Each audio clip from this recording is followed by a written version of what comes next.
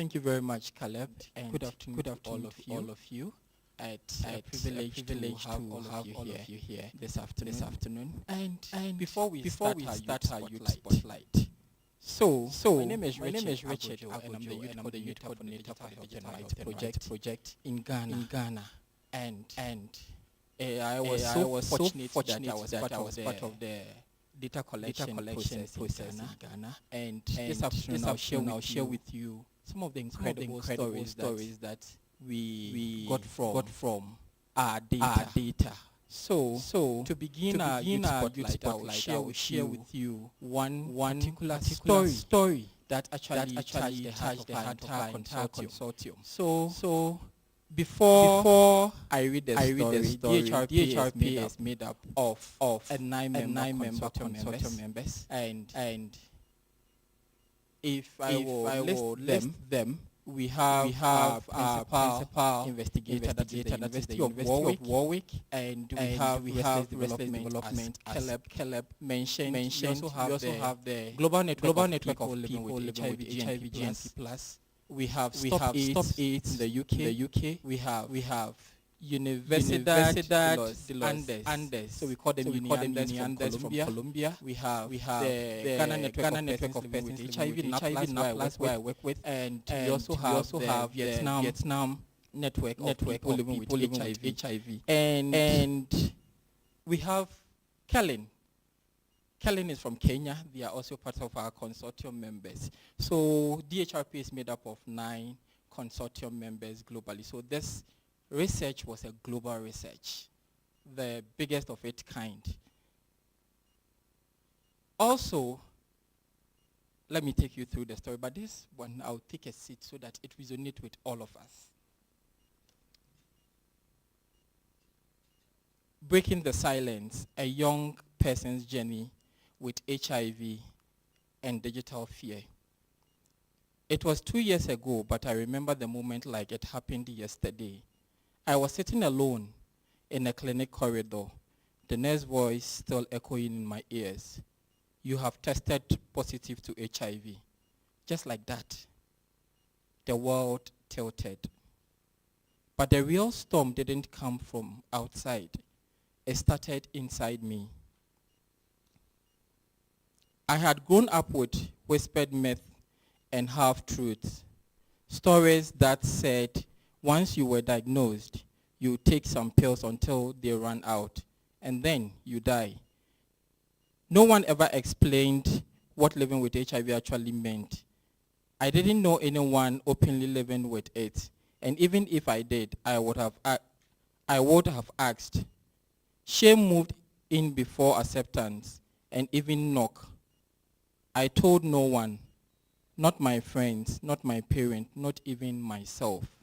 Not in words I could say out loud. Instead, I turned to the only place I thought could help me, the internet.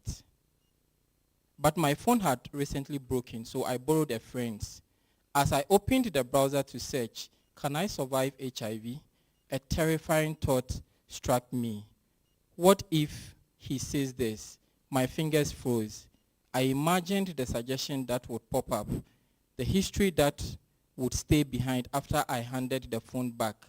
I could already hear the questions, the suspicions, the silent judgment. In that moment, the screen in my hand felt hotter than fire. I dropped the phone and walked away, questions unanswered, fear still heavy. I didn't know about incognito mode. I don't know you could clear history. On that, or that some platforms could offer support anonymously. I was simply a scared young person in a chronic condition, trapped between 2 stigmas, one of HIV and one of digital fear. Across Ghana, there are young people just like me, living in silence, too afraid to search for answers, too ashamed to ask.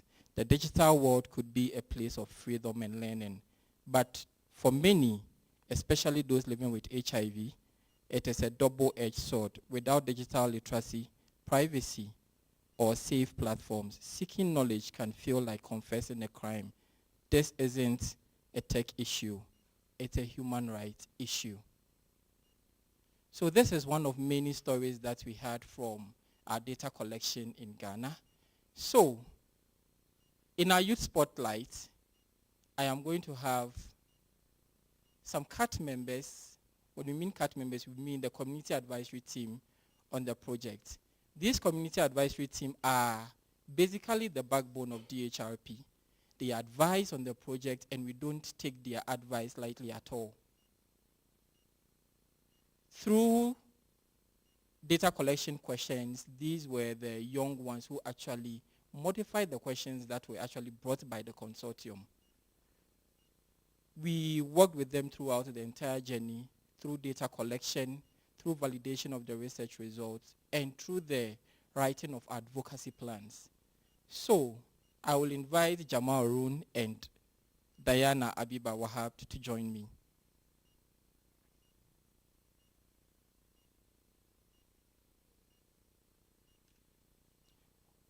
So I'll give the microphone to Ron to actually tell us how her journey has been.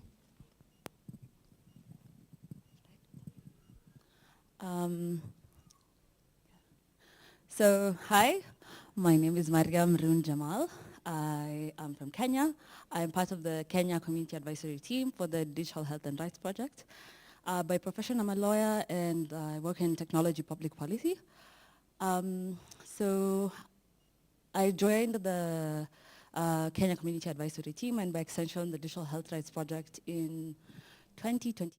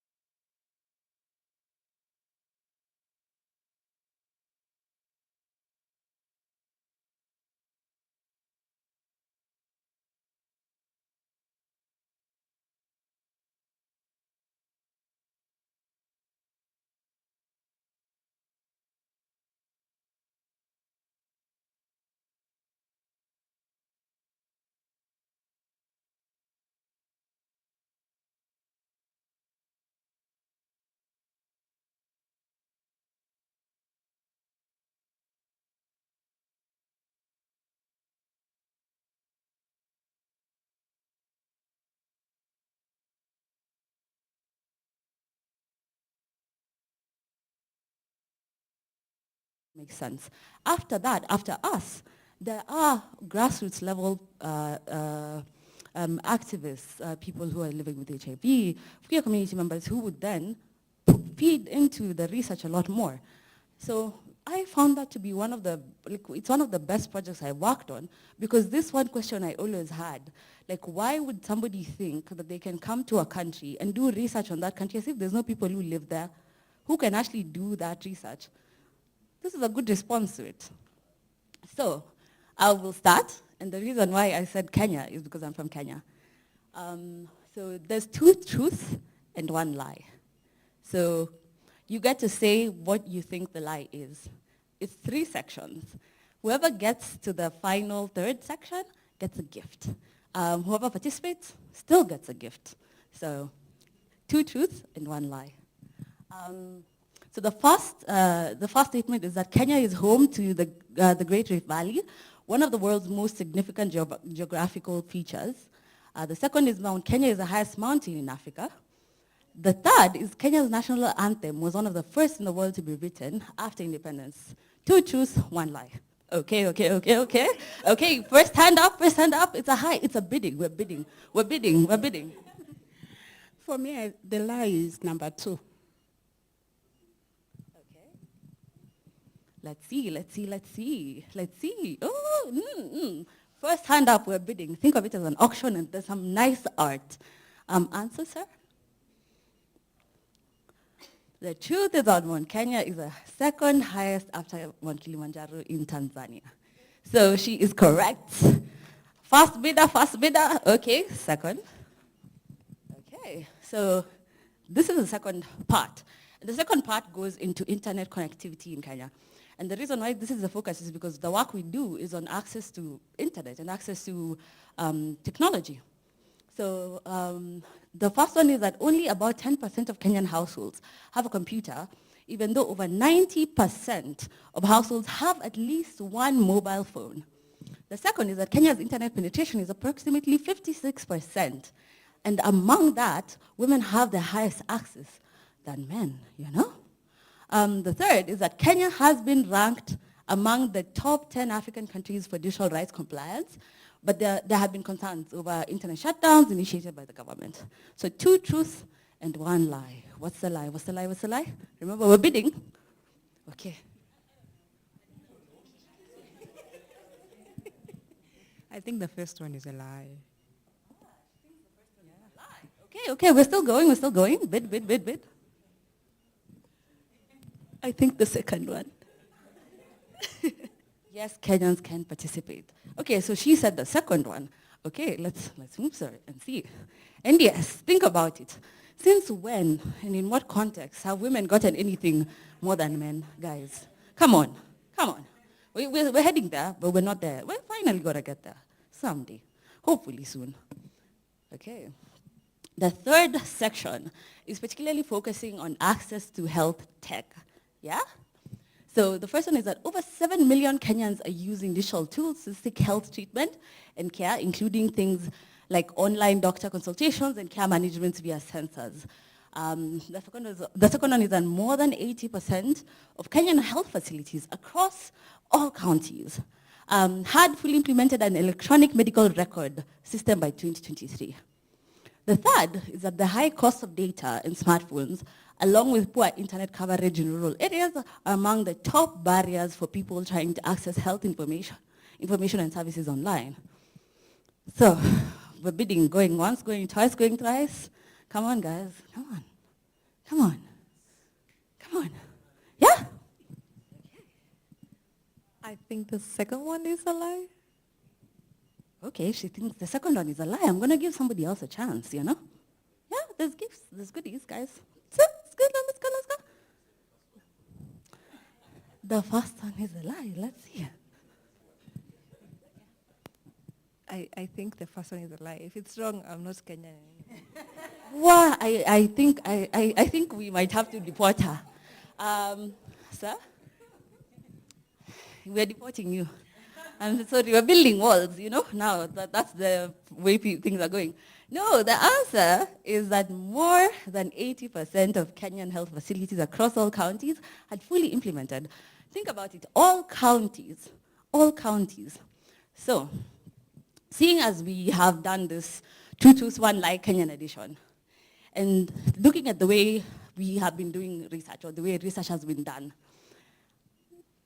but I've come to appreciate this particular model, like the participatory action model, because it goes to the core of how research has been done and really, really challenges it. It says that we can no longer be extracting. And when I say extracting, I mean like sometimes even the validation. You go, somebody does research somewhere and you never see that document.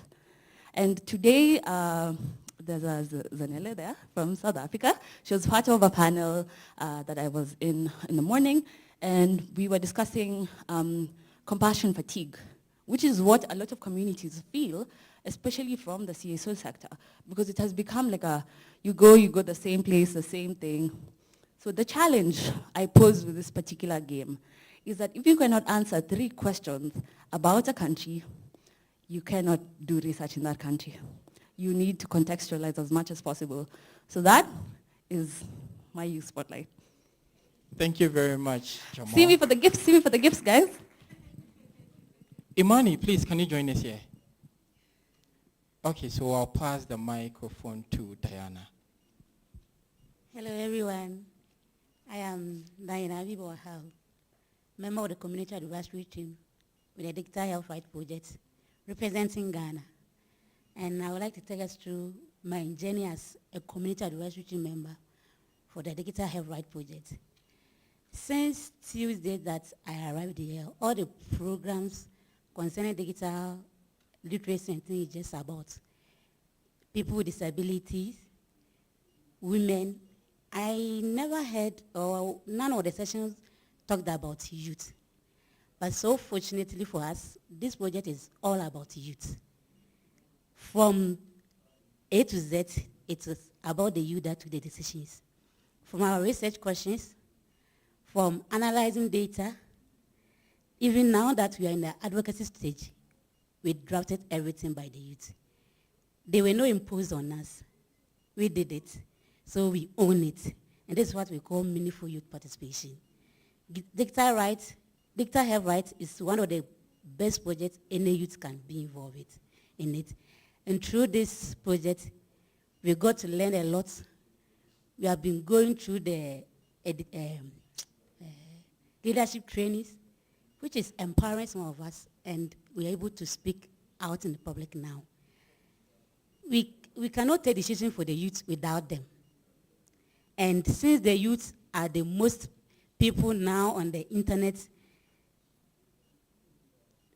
any policies that will be taken, the youth must be involved because we utilizes them more. So decisions cannot be taken for us without us. Through our research, we got to know that there's a lot of technology facilitated abuse going out there. You'll be surprised knowing in my country, Ghana, as a young woman, if you are frequently on the internet, you'll be tagged with names. Why should you always be in the internet? Why should you even own a smartphone at the first place? So not talk about you being an activist, youth activist talking about HIV issues, then you are a dead person. So throughout this project, our voices are being made out. We have newsletters out there. We have been writing blogs, and we have a podcast running in Ghana. And I think this is helping changing the narrative in Ghana about the youth and the digital spaces. Thank you. Thank you very much, Diana. Imani, the microphone is yours. Thank you so much. I am Imani Henrik Luvanga from Tanzania. I'm a journalist and digital rights advocate and consultant. I'm also a podcaster. My podcast is called Dig It with Imani. It's the first ever Kiswahili podcast focusing on digital rights and inclusion in Tanzania. I am so much happy to join this conversation. And I've joined the project just this year. And I'm so happy to reconnect with all of you finally in person because we have been working online. Despite the fact that this project is not focusing on Tanzania, but I would say what I have learned from this project is that almost all the challenges that young people are facing online and on digital platforms in African countries is almost the same. The difference is just how we deal with those challenges, keeping in mind that it's, as the researcher here said, we cannot solve the challenges while the people who are targeted are not involved. So the fact that we have young people who are advocating for digital rights, doing different research, different initiative on digital platforms and in digital spaces, that shows that young people can also, that shows that we know what we want, we know the challenges that we face, and we actually know how to go about them. So my involvement in this project was creating advocacy materials concerning digital safety and digital rights, but also gathering and spotlighting the works that these young people have been doing. I had a great honor interviewing a young person from Ghana and from Kenya, sharing experience about the challenges and opportunities that young people are facing online. I'm so happy to see the research that in Kenya, the number shows that women are less involved in digital platforms. It's the same thing in Tanzania. It's the same thing in Uganda as well. But I think the most pressing issue is that many of us, even as advocates, we forget people who are living in villages. These people, I think, they really want to be in digital spaces, but the challenge of connectivity and infrastructures makes them away. I think for us who are online, living in towns, it's really easy sometimes to deal with the challenges because we see them. And it's easy to talk to our fellow young persons, like, how do you deal about this? How do you face this? How do you talk to the government? How do you engage stakeholders?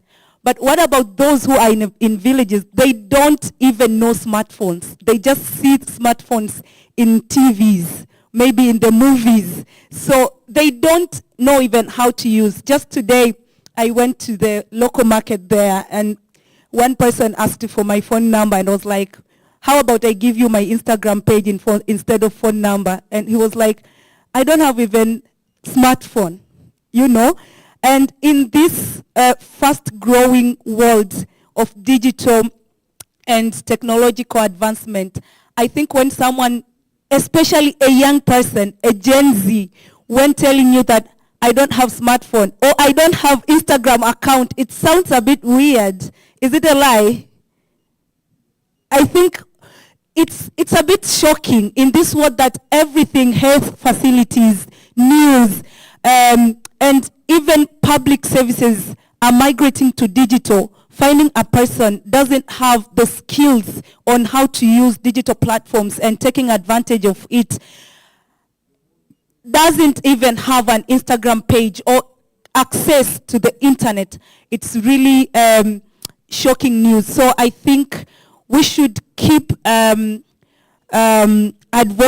for positive use of internet, but also youth involvement is really, really important because numbers shows so many young people are in social media, are using digital platforms. So that means we know exactly what we want in social media. When I talk to young people, they always say, you know, we see the challenges, and other people have that capacity of owning smartphone, affording internet bundles, despite the fact that internet bundles are so expensive. But for those who can access, they'll be like, you know what? I don't know what to do when I'm online. There's a lot of opportunities, a lot of connections, a lot of readings. Now in Kiswahili we have this saying that says, ujinga umejitakia mwenyewe, because everything now is on your hand, on your smartphone. Like you can access everything online. But when you meet a young people and telling you that I don't know what to do online, that means there's a gap and it needs to be filled. And that's where the journalists, the digital rights advocates and other stakeholders came to fix this gap of digital retailers. And this is what I do on my podcast. It was first in Kiswahili only, but now because of demand, it's the only podcast in Tanzania. Now some people want it to be in English because I get other listeners also out from Tanzania, and now I'm doing it in English. Of course, the 2 episodes from the young person from Ghana and from Kenya, we did in English, so you can also listen and you can find it in all digital platforms. So, thank you so much, and I'm looking forward for further collaboration and learnings. Thank you. Thank you very much, Imani. Okay, thank you very much, Imani, and thank you very much, my Able Cats members here. And at this moment, we'll be having a panel discussion that will be led by Caleb. So please, Don't worry, those who want the gifts, it will be given to you right after the session. Thank you.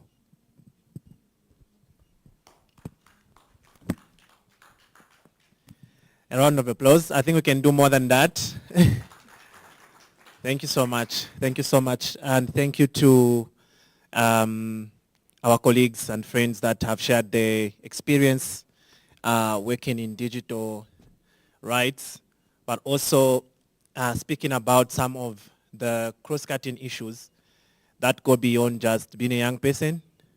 You can be a young person, but you can still be a woman who is a young person, but still be a woman who is a young person who lives in the rural areas. So it's a really interesting sort of life cycle. And this is why I'm so excited to invite the following panel for the next part of the conversation, really just to interrogate some of the opportunities that exist in the space, but also how we can get more young people involved.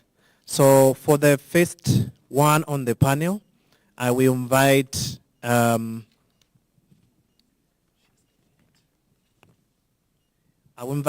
Gabriel Iguma. Gabriel is the Hub Director for Restless Development Uganda. He brings extensive experience in leadership and strategic planning and communication and media. Gabriel is deeply committed to guiding the Uganda Restless Development Hub in its strategic development with particular emphasis on prioritizing young people in the organization's missions and activities. Also, he has a background that encompasses law, media consultancy, and parliamentary journalism. Gabriel has a rich and diverse skill set. His experience as a media practitioner and talk show host has enabled him to engage effectively with a wide range of audiences, providing insightful and accurate information in current affairs. If you attended the opening ceremony, I'm sure you did see Gabriel lead us through that ceremony. So thank you so much, Gabriel, and you are welcome to the panel. The next panelist is Sharlene Muthuri. Sharlene Muthuri is the Technology and Human Rights Campaign Officer at Amnesty International Kenya. Sharlene is a journalist and human rights campaigner with extensive experience in designing and executing strategic communication campaigns. She is currently serving as a technology and human rights campaigner at Amnesty International Kenya, where she spearheads impactful digital rights campaigns addressing human rights violations in the digital space. Her work includes monitoring digital rights development, coordinating campaigns on data governance, and collaborating with global and local stakeholders to promote awareness of digital rights, especially for marginalized groups. Sharlene has played a key role in developing advocacy toolkits on the digital rights in Kenya, as well as pioneering Privacy First, a youth-led digital rights movement for young people in Kenya. So hopefully you'd hear a little bit about that during the conversation. The next panelist is Emsie, Erastus. Emsie is a digital rights consultant with over 10 years of experience spanning journalism, digital rights policy, and human rights. She has been listed on the 100 Brilliant Women in AI Ethics in 2024. A round of applause for that. Yes, she currently serves as the head of African Voices at the Women in AI Ethics, an AI ethics expert community and media network. Yes, so you're welcome, MC. The final panelist is Mrinalini from Equality Now. Mrinalini is the global coordinator for the Alliance for Universal Digital Rights. Audrey for short at Equality Now, where she leads global advocacy for women and girls' digital rights through a feminist and intersectional lens. She previously worked with the UN ESCAP and managed the global platform on how to use abortionpill.org, contributing to initiatives contributing to initiatives on sexual reproductive health and gender equality and digital rights with organizations like Mozilla and AHIA. She has a degree from the University of Sussex and the University of Toronto. Mrinalini brings a blend of academic insight and grassroots activism at her work and is currently based in Toronto, Canada. So you're welcome, Mrinalini. Thank you very much. So the conversation about the involvement of young people brings in a lot of angles around the dynamics involving young people. Yesterday I was in a conversation where we were talking about interest, access, but also need for that. So maybe for all of you, the speakers that are here, I just wanted to open this discussion by asking, what do you think youth voices uniquely contribute to the digital development, and how can intergenerational dialogue like these ones strengthen the digital governance process? So whoever would like to go first. Oh, this is on. Okay. Thank you for that, Caleb. So first of all, I think the lived experiences through the digital age is something that we cannot afford to ignore. Because technically, when you look at, this generation, we are the first ones to grow up fully online. So we understand the opportunities, both the opportunities that you've said, like access to health information. We are able to organize digitally, and also the risks as well. And these perspectives ensure that digital health and governance frameworks are grounded in the realities of everyday users. And so when you look at that, we are literally driving digital innovations from grassroots to campaigns on social media, and also bringing health solutions, tech solutions to human rights as well. Well, thank you very much. Caleb, you shouldn't have mentioned that it was me yesterday, because it's going to be hard for people to take any remarks I make serious. So, I come from an organization called Restless Development, and at the heart of everything we do as Restless Development is youth power, the central belief that young people have got the ability to change the world, that the solutions for the future are going to come from those that are actually going to be a central part of that future, young people. And yet many times the opportunity for young people to contribute is quite limited. The opportunity is usually very tokenistic. We need to have a number of young people, let's tick that box. Young people keep complaining that they're invited into the room, but it's very clear that they're not at the table. Decisions are made elsewhere. Some of you may have heard of the tragic story very recently of a young life that was lost. And whereas the circumstances are complex, the parents are linking the death to AI. Again, it's still too early. Circumstances are complex. But you just heard from her. The young people have fully grown up in a digital age. Many times I go for meetings, I like to think of myself as somebody that is, very up to date with things. The more I interact with young people, the more I realize that, what I think is being up to date is just the beginning point for young people. The way they view things, the way they interpret things, their thought process, very different. So I'm always aware of the fact that if I cannot think in that way, I'm deceiving myself to even think that I can come up with solutions for young people's problems. So I like that we started with the research and some of the things that were coming out of the research. I think we have got to think about shifting of power, even when it comes to the area of digital rights, we've got to think about it very aware of the realities of today. And young people cannot be divorced from those realities.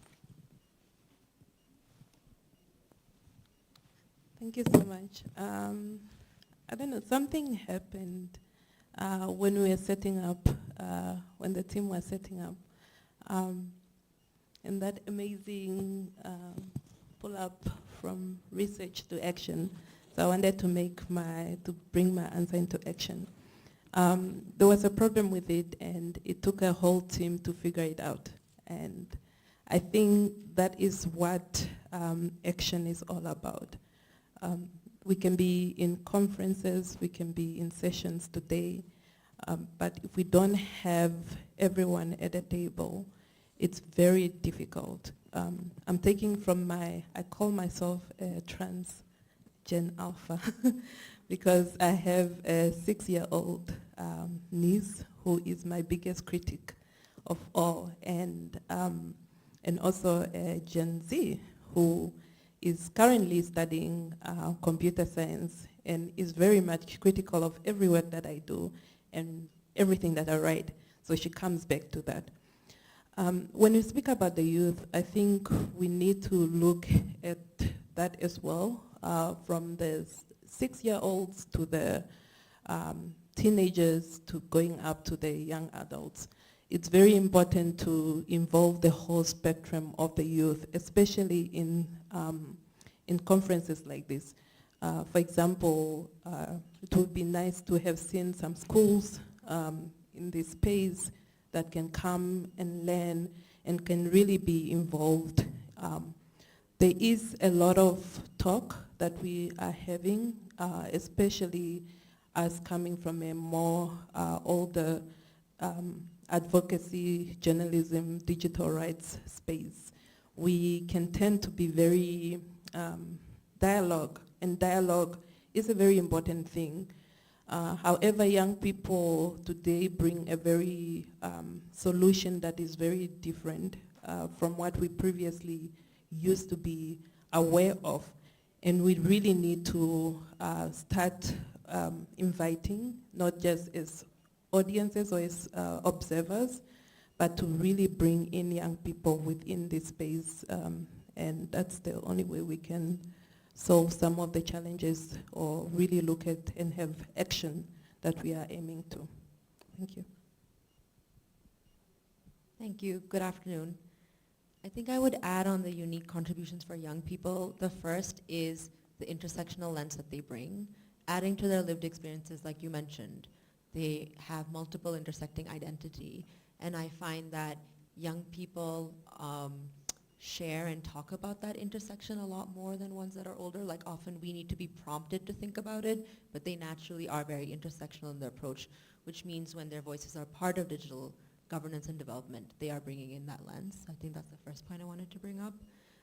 The second is adding to, I think what the panelists said earlier about them being digital natives, which also means that they are very naturally digital activists as well.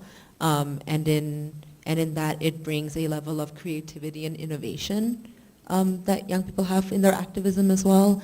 They use memes, they use hashtags, they use social media in a way that for those of us who are a little bit older, it doesn't come as naturally. And we've seen that in Nepal, we've seen it in the Gen Z uprising that happened in Kenya. And those are just some examples of what they bring. And the other point I wanted to share is that young people are tech enthusiasts.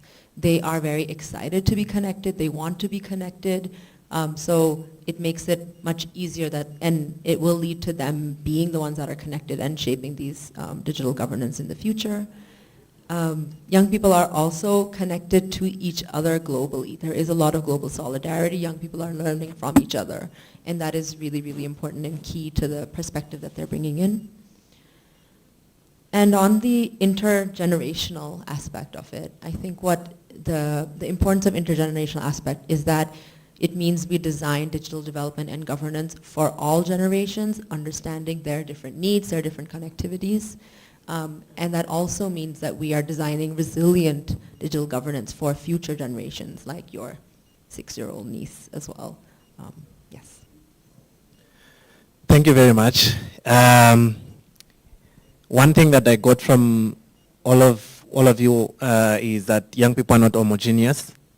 They manifest themselves in so much diversity, and also I think that's also what some spaces miss when they invite young people, thinking that they're homogeneous and having that sort of one approach in engaging with young people. Lived experiences as well. I think one of the biggest in the past, like what has made the inclusion of young people really slow is thinking that they're not experienced, right? But experience is not just academic papers. Lived experience, the experience online, that's the experience that we're going to use to really design or innovate things or products that really speak to the lives of young people as well. Young people bring solutions, they're innovators, they're active, they are connected, and they are tech savvy as well. What better group of people to really advise us on the digital transformation journey. So we're going to shift the gears a little bit. I'm going to invite one more speaker, and we're going to be talking about power and like digital governance generally, and how young people really can get more involved. So ladies and gentlemen, allow me to invite, I will leave this chair, Dr. Abdullah. Is the chair there? Oh, okay. Allow me to invite Dr. Abdullah, who is a litigator in the Parliament of Uganda. So we have, in Uganda, yes. Welcome Dr. Abdullah. Dr. Abdullah is a climate activist, he's a consultant and as a researcher, but also a champion for youth power and a champion for youth-led change. So I'm going to ask two questions, and really I'm going to divide it between this panel, but they all speak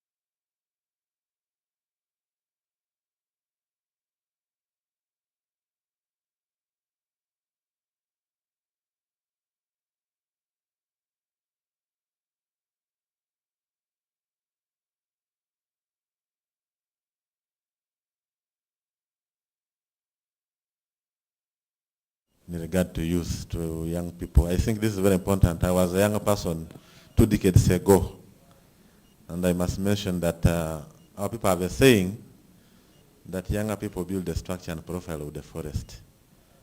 And we continue to say youth are the leaders of today and tomorrow. But I think we intend to imagine that in Africa that you wait your leaders of tomorrow. So that today passes without your participation. I think that has been a very big challenge. But I would like to mention that when you look at Africa, we have a challenge of youth unemployment, and it's rampant in sub-Saharan Africa.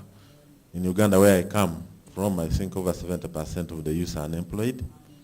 But I think what I must mention is that we need to leverage on available opportunities. I think one, we need to ensure that at least there is proper legal infrastructure that really leverages on the capacity and the participation of youth and access to resources.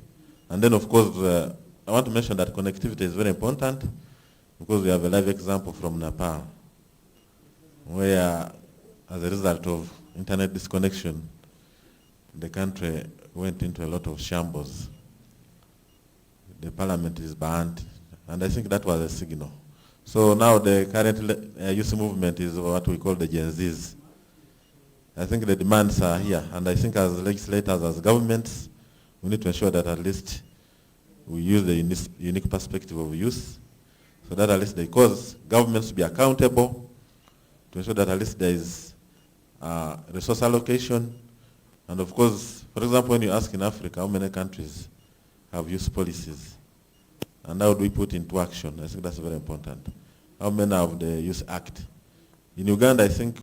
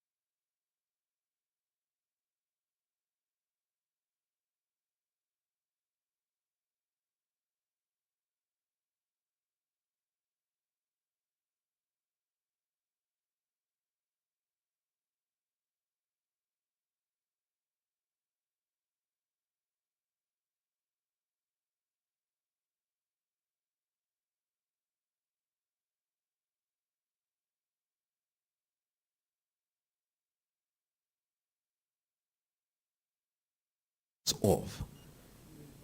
This is a conversation about inclusion. I don't know how many of us actually have taken time to think about the fact that at the time when Facebook was the biggest platform in the world, the person behind it was a very, very young person. And you did not care the age of that person. Question, do you have a Facebook account? That's how you stayed in touch with. And the work that was done has basically given birth to all kinds of things. I have two friends that studied computer engineering in Makerere University, went to the US, and at the time I spoke to them, one was working for Google and the other was working for Amazon. In my view, they are young people. And they spoke about the fact that in their teams, they were the oldest. They were the oldest in their teams. And they were always challenged by how quickly the younger people were working, how dynamic, how innovative they were. And they just said, yeah, we go out there and we are lucky to be given the opportunity to compete. Because, young people out there are the ones doing the things that we're enjoying out here. And yet, back at home, we're telling young people, wait. So I think there is so much value in acknowledging the roles that are played across the board and understanding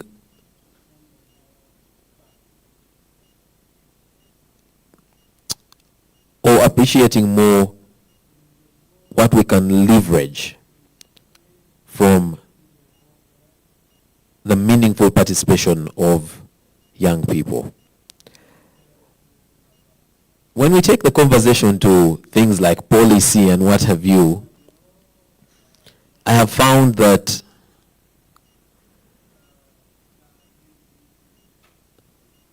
the young people are not as interested, apart from those who are in policy advocacy and what have you. They just want things to move. They do not understand why we spend so much time talking about things and so little time getting things to move. They want things to move. I think for where we are as Africa, as a continent, that's actually something that we should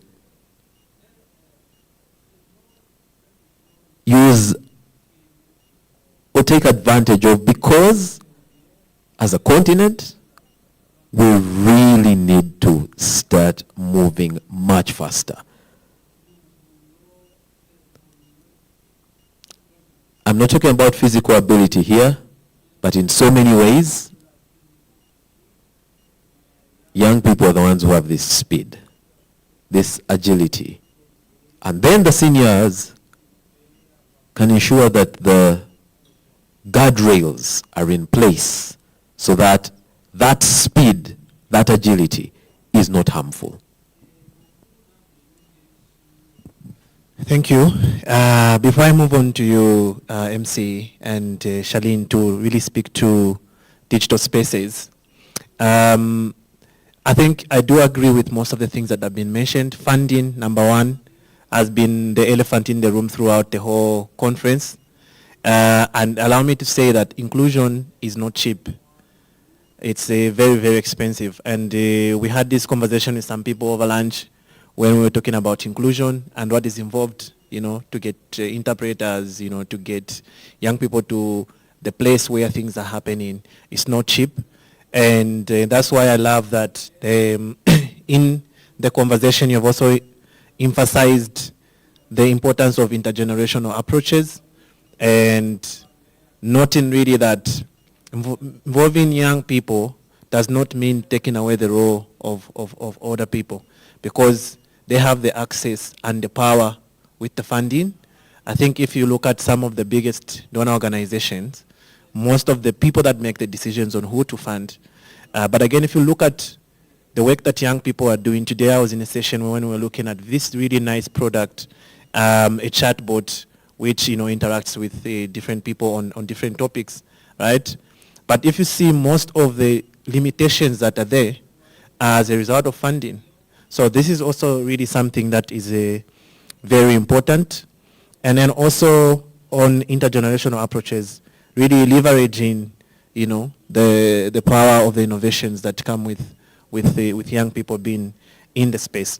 I'll move back to you, Emsie and Sharlene, to really talk us through how you feel like in your interaction with advocacy, and working with young people, how can we design digital spaces that are governed with young people and not for young people? All right, thank you for that. So that question reminds me of a trip I took a few weeks ago. Just for context, there's this tiny town up northern Kenya called Lodwar. And within Lodwar, about 100 to 150 kilometers from the main town is a tiny remote village called Loropio. In Loropio, there is a huge campus called Learning Lions. And it stands out like a sore thumb because it's literally the only building in the entire village, yeah? And so what people do, so the Learning Lions campus is a campus that is designed for young people around the area who did not have a chance to get a good education. And so they go there, they get skills in programming, in coding, just anything, all digital skills, yeah? And after they graduate, companies from across, literally around the world, come to source tech talents from within the campus. And so a lot of times when we're back in Nairobi, sometimes we think about, I'm from Kenya. So when we're back in Nairobi, we sometimes think that tech companies are coming to source from, I guess, the universities around and maybe within East Africa. But really, a lot of them are sourcing from this tiny little campus up in remote Kenya.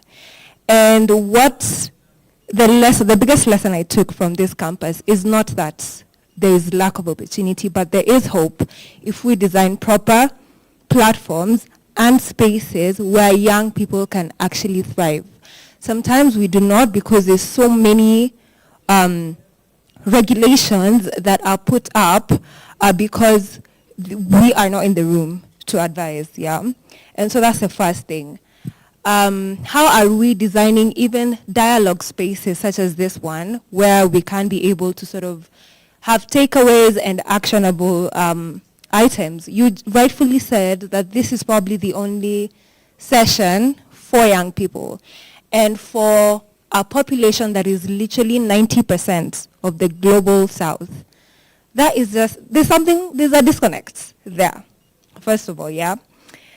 So a model that I think has worked, number one, yesterday we were talking about IGF and the spaces there, and the conclusion that we came to is that youth IGF is probably the strongest youth platform that we have in this continent, because not only do they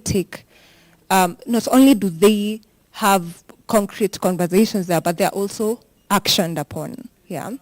And then, so I'm from Amnesty Kenya specifically, and in 2022, Amnesty International started an implementation framework called Youth Power Action.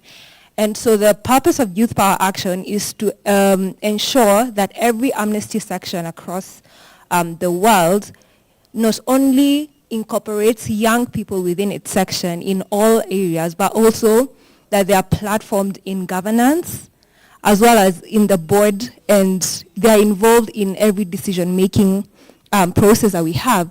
And the result has been that we now have a lot more young people participating in Amnesty's governance processes across the planet. And that is just one example of a model that I have seen work and has gotten youth inclusion right.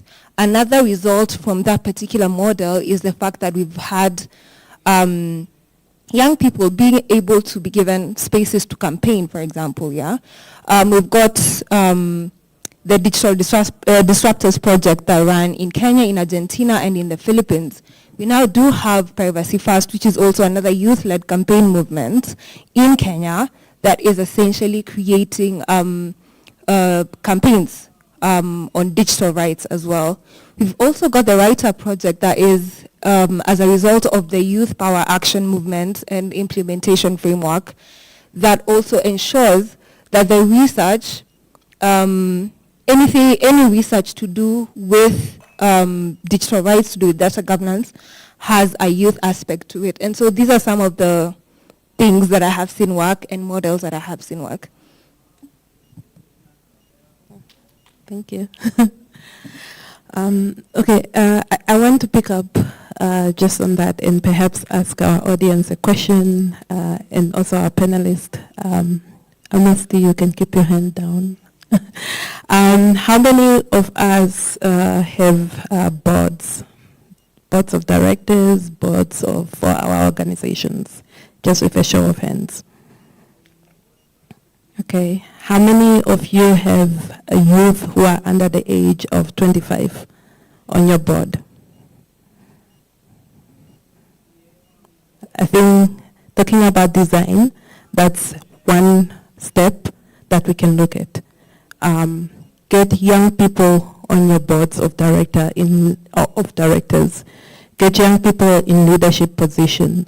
That's design, and be inclusive. When we speak about inclusivity, speaking about look at economic backgrounds, look at issues of gender, make sure that you are getting people who can represent young people on a wide, and let's not do it just to tick off the box. If you come across more than 1, 2, or 3 young people that should be on your board, do that, right? When it comes to design, something that is really popping up within the space and a lot of people are talking about is the issue of having some sort of oversight, oversight boards or oversight, having youth ones when it comes to that, especially when it comes to digital health, digital rights. Make sure that you have an organization of young people or just a network of young people that can advise. We need young people to be the voice. We don't just need them to be observers. We need them to speak. We need them to look. I love this research. I think Miriam was talking about how it was really young people had to come and approve the questions. They had to go through the questions. It was very youth-led in that. And we need those design models within our networks, within our organizations to make sure that young people have the voice from the early stage of any sort of project or implementation process that we are going to have. Another thing that I wanted us to also look at, it's we are talking about paying the cost of connection. That's the title of our of the session today, and we need to be very real with ourselves. When I was in Zambia, we had a project called Safe Sisters. And in Safe Sisters, we had our youngest fellow was 17 years old.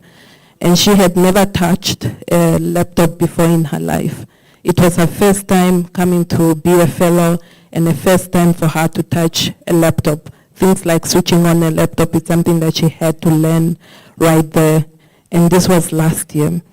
So the cost, paying the cost of connectivity, we have to be very real with ourselves and know that the divide, the digital divide, is still very wide within our countries. Yes, you do have young people in Nepal, partly young people in Gaza. You have young people in different parts of the world who are using the internet to really voice their things that they are going through in Kenya as well. However, you do have a lot of young people who do not have connection. They cannot even afford a mobile phone. And we need to be real with that.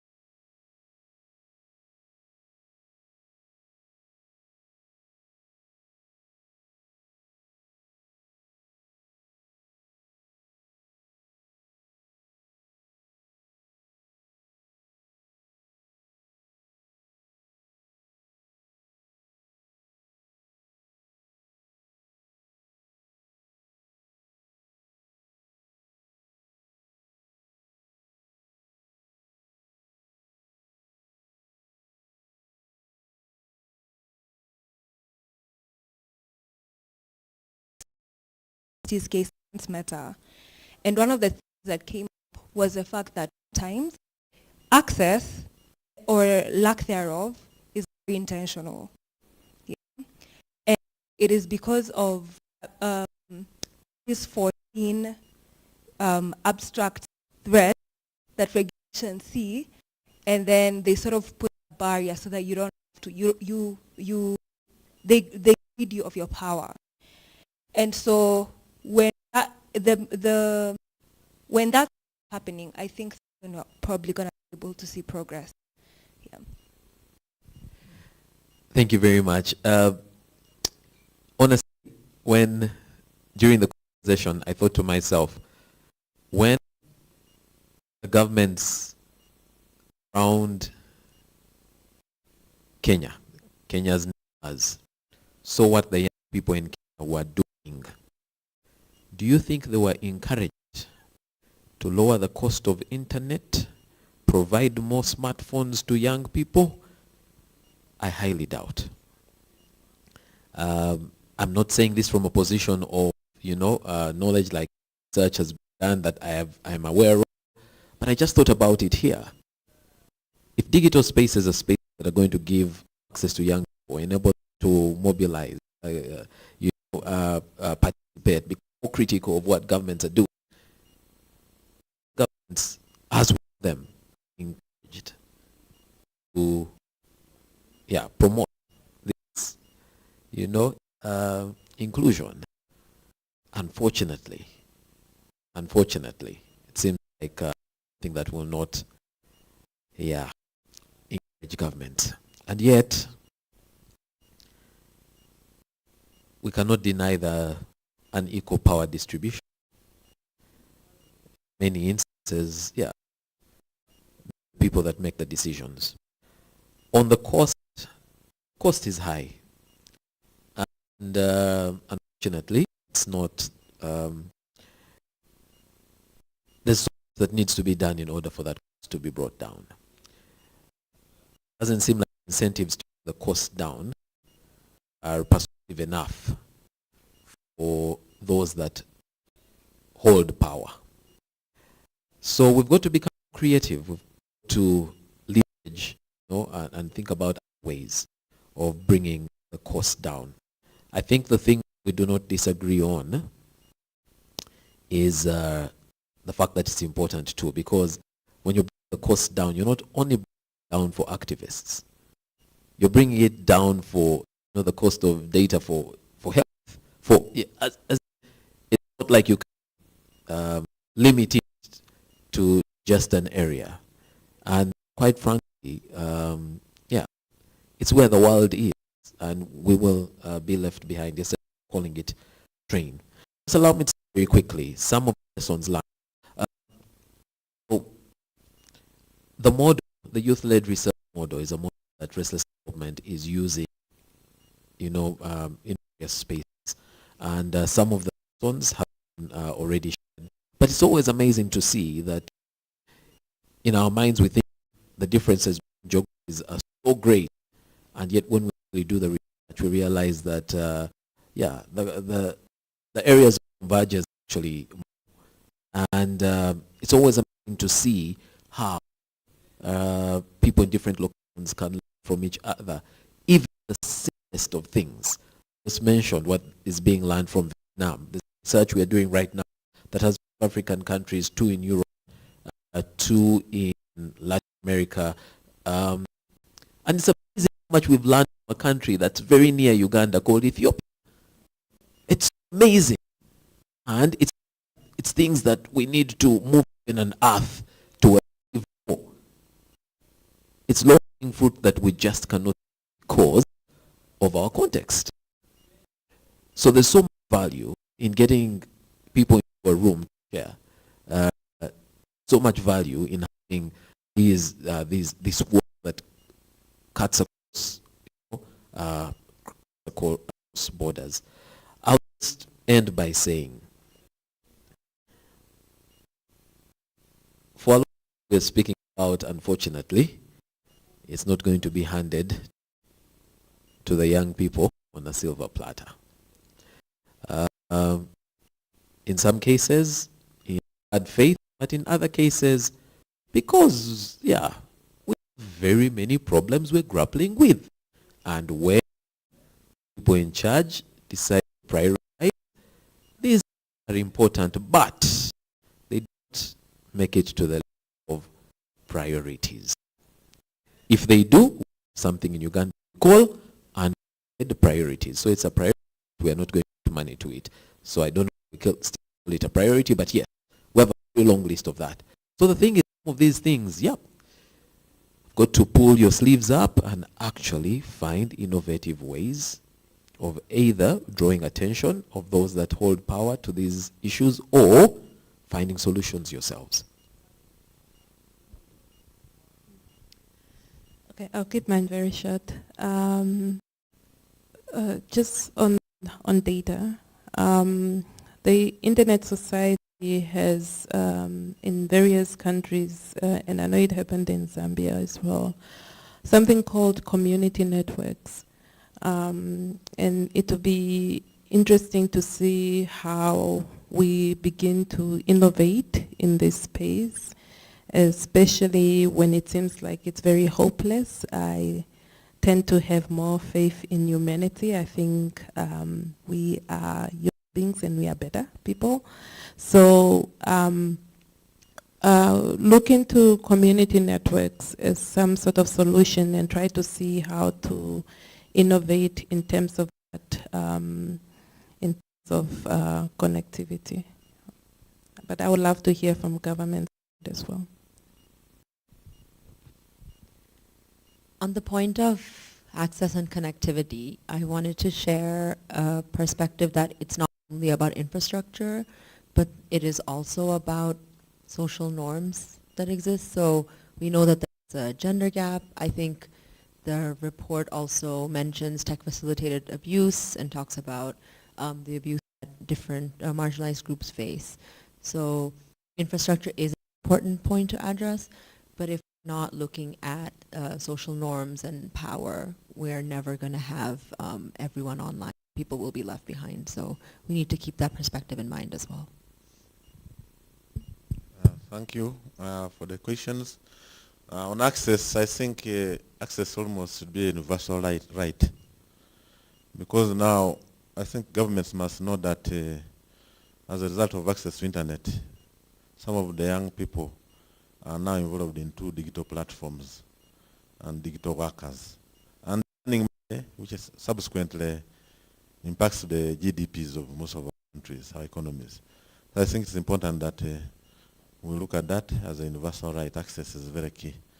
And then the other one on partnerships. I think partnerships are very important and the cost is very high if we don't actually address them.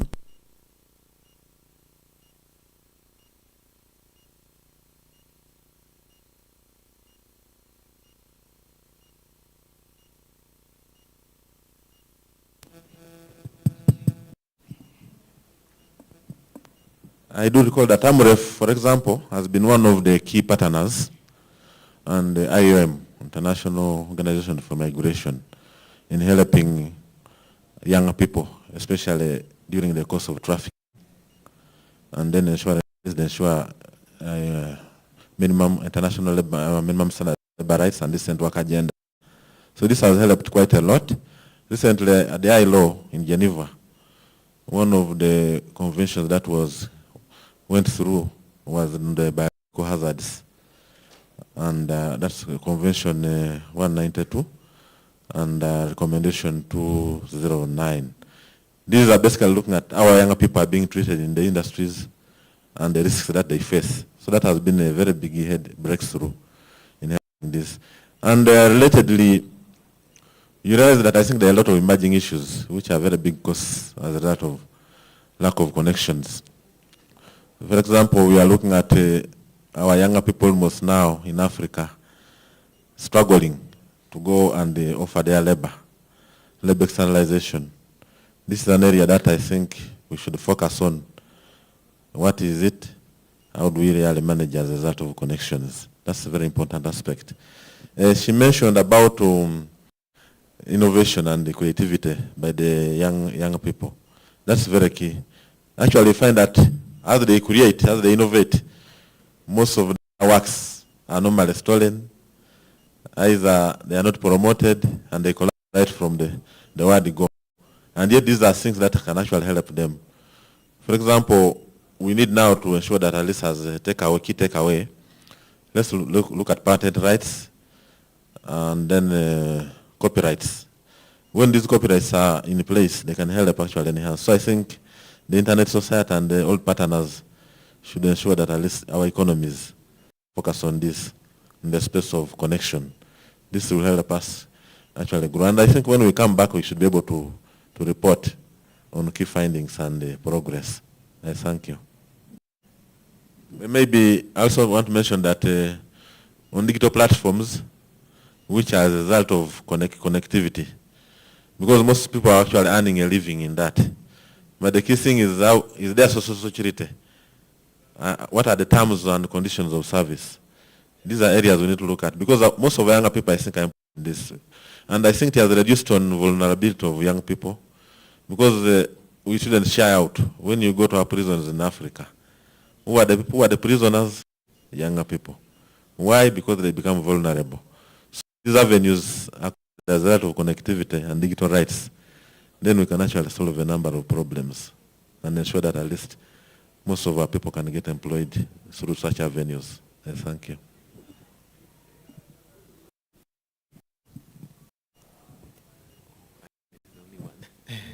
Thank you very much, and thank you very much to our audience as well. I think the conversation of digital rights and inclusion is a conversation I think we can have for the whole day, and I think there are a lot of experiences as we've had either in our work that could be shared. I think as the digital health rights team, but also just generally from conversation, one thing that is clear is that one, inclusion comes fundamental to the right to health, right? And we've talked about the different ways in which inclusion can look like, can manifest. But also, we have a series of recommendations which you will find in the report when you read them. But allow us to read just a few in summary of our conversation today. The first one is that digital inclusion is fundamental to health and human rights. And the second one is technology-related abuse requires urgent action. I think this can be understated. We've talked about it here, but I think in other spaces we've talked about it, more focusing on gender-based violence, but also a huge call for robust action by government to protect rights and to protect privacy of young people in the digital age well. And we know how it should be done. We've talked about it through laws and all of those things. But also we talked about, so given the current cuts in aid, call for continued investment in the resilience and leadership of young people in digital health. And with that, I would like to thank you very much, everyone, for participating, audience, and also listening and not in. Allow me to call Richard to there was some people some prizes for that game that we did. So those people deserve those. But for me, I can invite this to stand for a picture. The space. So thank you very much.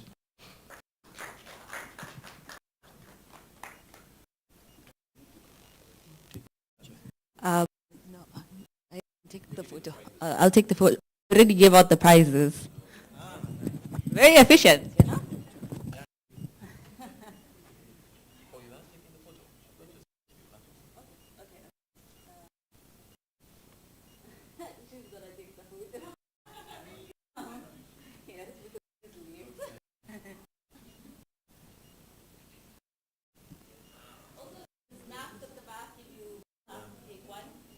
Also, I have a last present for somebody. So the question is, which organization is funding DHRP? If you visited our website that was posted on Hoover, you would know the organization funding DHRP. Oh, my panel actually knows the question. Oh, sure.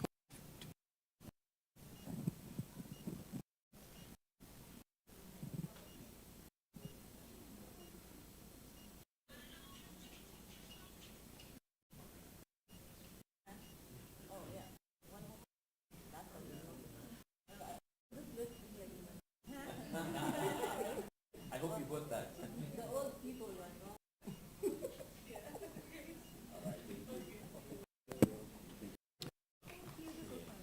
Okay, so organization? But Guy. women in AI. Oh, stop AI. No, Purpose is part of the consortium members. Is Botna Foundation. So how many organizations do you have in the United Kingdom? The consortium, how many organizations are in the UK? mention them. Okay. A, restless development and work. Actually, we are not engaging with UK, we are engaging restless Uganda, restless Zambia, and restless Colombia. Actually, we are not engaging restless development in the UK, so we are engaging states, service national, and university work. Actually, restless development UK that is involved in therapy. are you seeing? Get it. Some Botman Foundation. I'll get you something.